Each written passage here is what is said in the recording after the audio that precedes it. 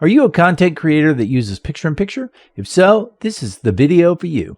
DaVinci Resolve 21 comes with a new picture-in-picture effect that makes it easy and quick to take care of all your needs.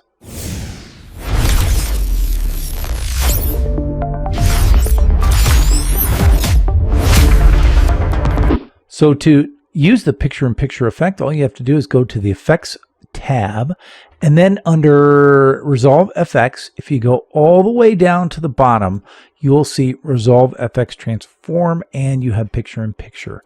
Just drag that onto the layer that you want to be the picture-in-picture. It should be on the top, and you can see that it has been set up as a picture-in-picture. From here, if under the Inspector tab, under Effects, you can see the stuff that we have here. Opening up each one of these, we'll start with content. You can see that I can zoom in on that content. I can pan it. I can tilt it, whatever. Okay, so I can match that to exactly how I want it to look. Under position, I can adjust where this is at on the screen. I can also adjust the width of it, basically changing the aspect ratio. I can adjust the height of it, again. Or if I want, I can lock the aspect ratio and then I can make that adjustment that way.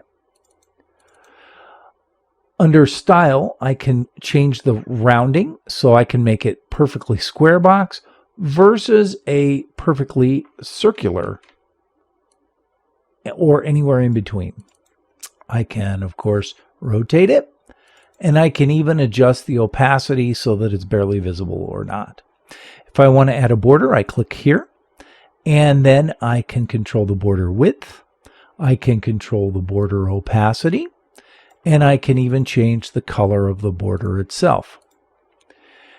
If I want, I can actually add a drop shadow, and again, I can change how strong that is, what the angle of that shadow is, and this and that.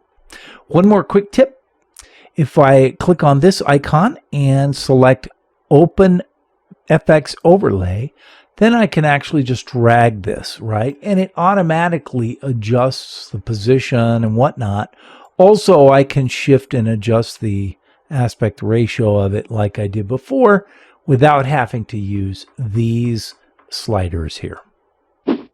Listen, if you got some value out of this video, do me a favor and drop a like and subscribe as well so you won't miss any future tutorials. Now, go make something cool, and I'll catch you next time.